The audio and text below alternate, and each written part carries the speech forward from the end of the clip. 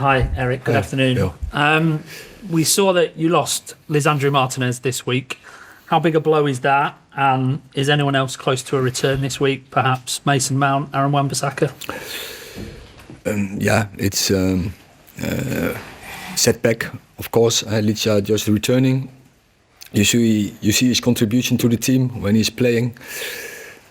So he brings, apart from his technical skills, also mentality in the team. But it's a big setback for Licha. He's very disappointed about it, but he's a fighter and he will be back. He will be stronger back.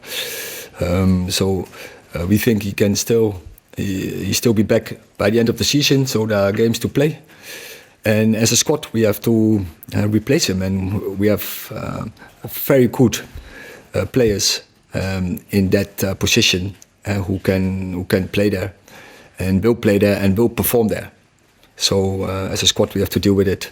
And then the second part of your question, Aaron Wan-Bissaka today, he was training, but then he dropped out. So I don't know in this moment where he is.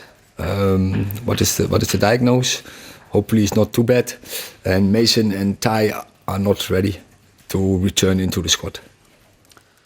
Sir Jim Ratcliffe has been quoted as saying he wants Old Trafford to be a Wembley of the North going forward. I just wonder, I assume that's music to your ears, but as a manager, would you welcome changes to the stadium, even if it meant you had to perhaps play away from Old Trafford while the work was done?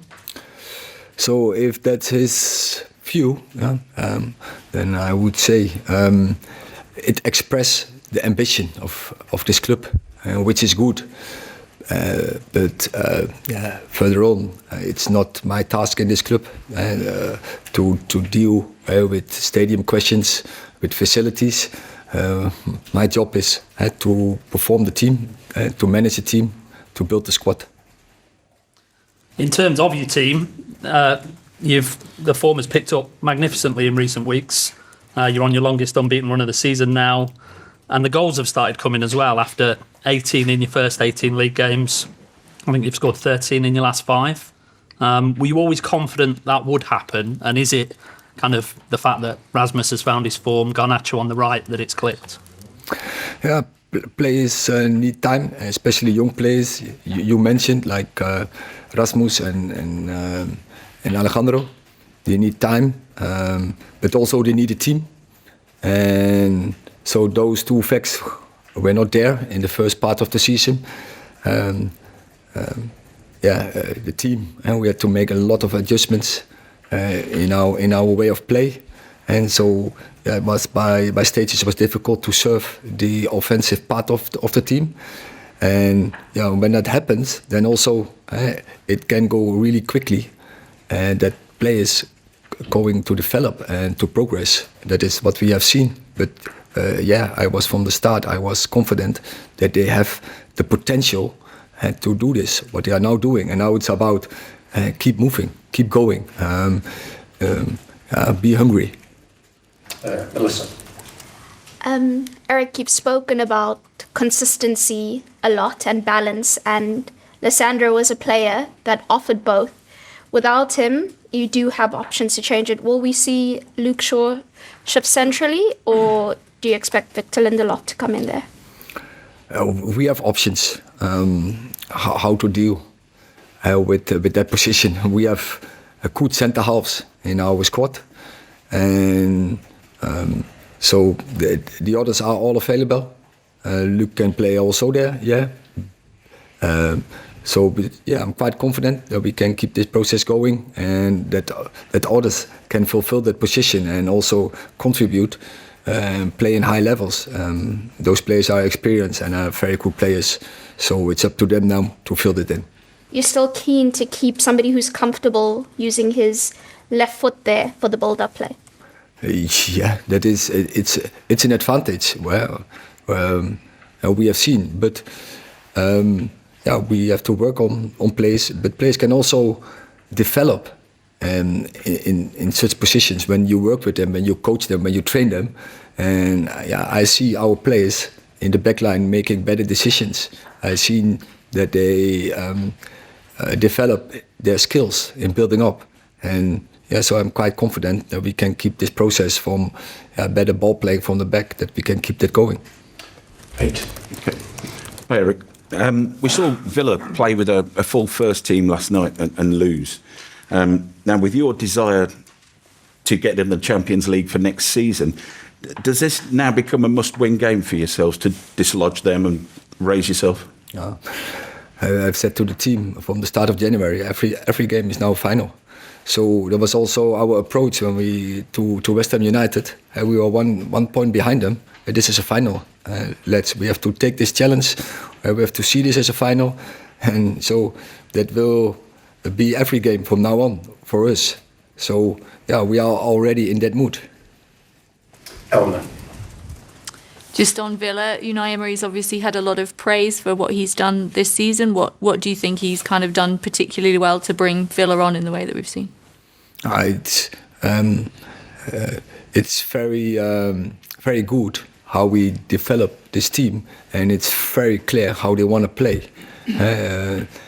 in and out of possession. And I think the players know exact what they have to do, their jobs, and how it has to cooperate with each other. So they are a really team. They have absolutely weapons in their team. Yeah, so we have to play our maximum levels to get the right result. Samuel. Hi. You spoke about the senior centre halves who you have got available on Sunday. Johnny Evans and Rafael Varane are out of contract in the summer. Do you want to keep them next season? We haven't made the decision yet. Neil. Erik, I saw that great picture of the three young players sitting on the advertising hoarding after the goal. How would you describe the relationship they have on and off the pitch, and has their sort of have they brought a sort of excitement to the squad, do you think?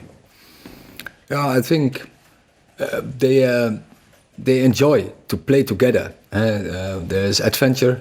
They are a danger. They want to do it together. They want also to pass the ball to each other. That everyone can play to their qualities, and also that everyone can score goals. And yeah, it's great if they want to do it together, because I think that's the key. Then we can have a lot of pleasure from this. And yeah, they are young players, and I've said it before. I think the future for Manchester United is quite bright, with such much talent on board, but to develop the talent, because there's a lot of space for improvement, and that's necessary if you want to go to top levels. And this club wants to achieve a lot. This club wants to win trophies, so very ambitious. So then they have to step up. They have to bring higher levels. They have to bring consistency in their game, but also against the best opposition, they have to express the same threat and the same, especially. It's all about that and product. Jamie.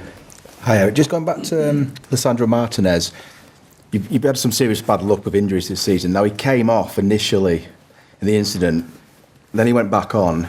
What was the thinking there? That maybe made it worse? Did it aggravate it? The fact that he went back on and tried to play on?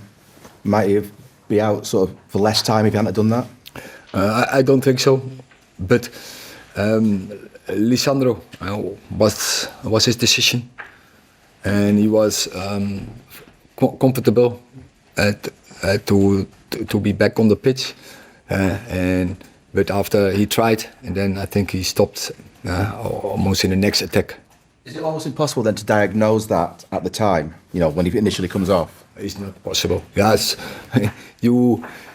In some situations, it's clear and obvious, but so there's always a grey area. And it's very difficult already to see when you are on the sideline. So what happened there? And of course we have the screens. We seen it as well. And of course our medicals are over there, and they communicating with the player. But to assess in 1-2 minutes is impossible. The more I always tell you after a game, I can't tell you. Because you need 24 hours minimum, and maybe sometimes even longer. So how can you do this in 2 minutes?